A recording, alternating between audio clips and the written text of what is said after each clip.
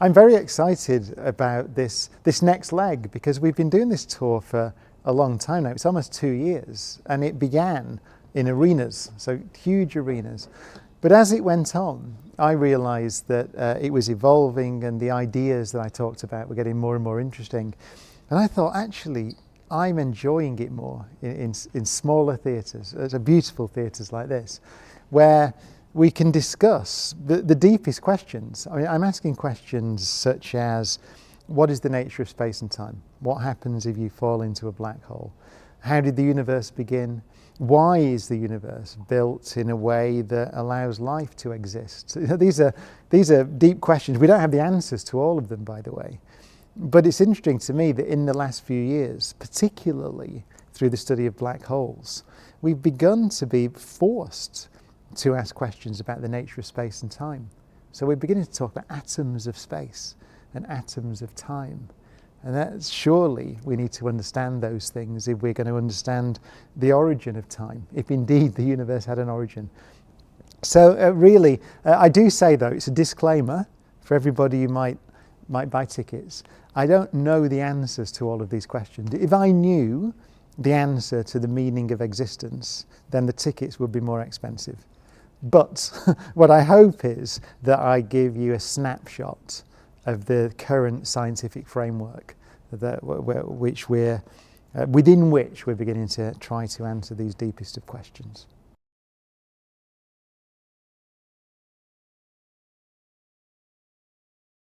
Spectacular, terrifying, interesting.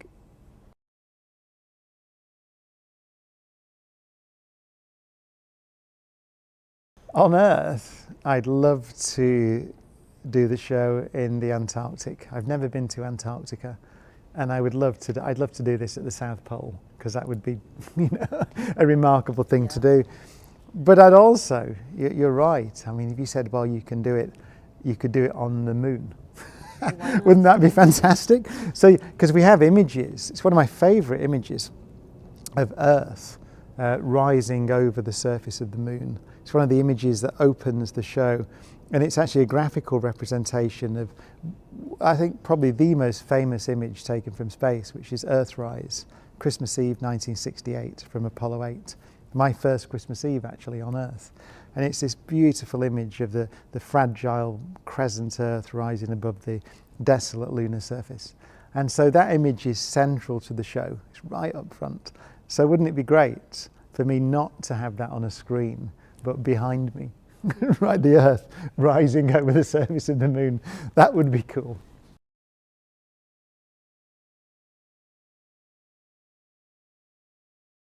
If I could have the answer to one question, and it's a question that I think we might get the answer to.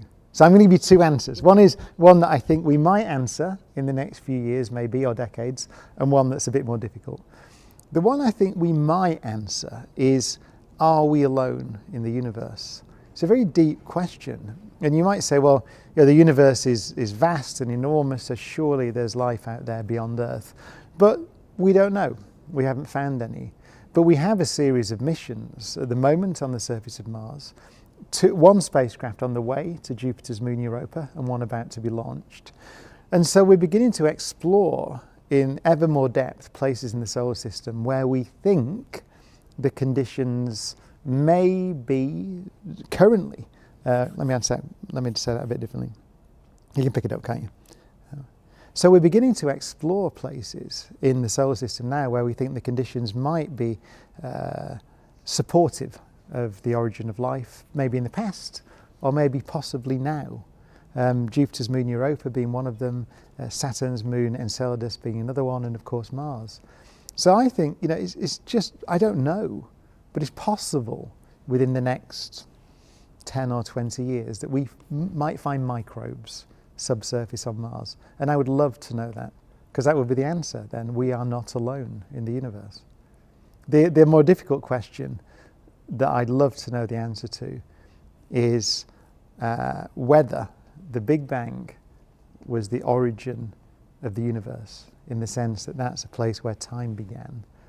Or if not, then what happened before the Big Bang?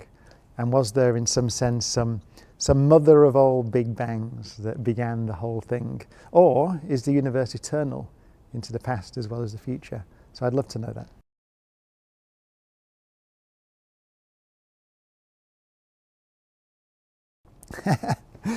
I think Einstein, for most of his life, if not all his life, felt that it would have been more natural for the universe to be eternal.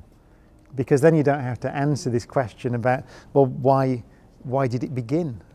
What does it mean for a universe to begin? So I think, maybe I'm with Einstein on this one. It would be somehow neater if the universe had always existed in some form. But we do know that there was this thing, the Big Bang, when the universe was very hot and dense 13.8 billion years ago. So the question is, how did it get into that state? Did it exist before that and it turned or transformed into the universe that we see today? So these are deep questions that we have theories about, but it would be nice to begin to get more observational evidence and a deeper understanding.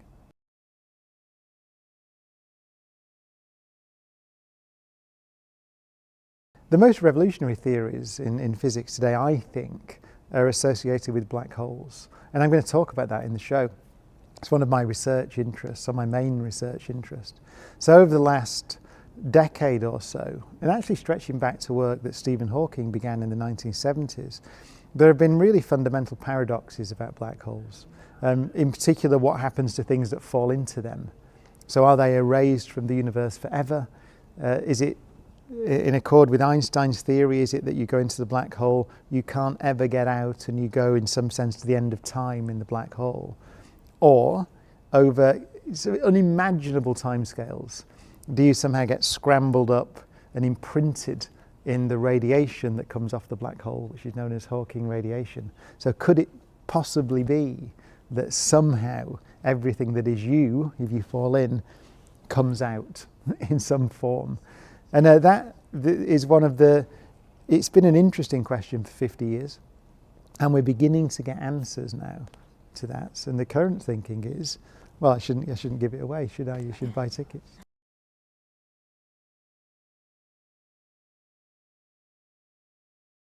The thing about studying anything, and I always say this to any young people that I talk to, is that you have to study something that you're interested in. And that is the reason. So it can be very confusing sometimes. You can think, well, I should do this because I can get a job in this thing, or or whatever it is. But I really believe that if you study the thing that interests you, then you're most likely to be successful, and you will certainly be most likely to be happy. And so for me, it was astronomy. I was interested in questions about the stars, and how far away are the stars, and are there planets around all those stars, and how did all that get there, and why is the universe so vast? And these questions, I was always interested. And so ultimately I managed, and I was very lucky, to get a job in astronomy, physics, and then particle physics, which is the study of the building blocks of the universe. So I managed to get a job where I could explore fundamental questions and get paid for doing that, right? So I would say, for me, that's the beauty of science. It's true that if you study science, you'll get all sorts of skills which are extremely useful, and you could go into many other industries and you'll have a wonderful time. But that's not the reason I think that someone should do it. You should do it because you want to explore, spend your life exploring the deepest questions about nature.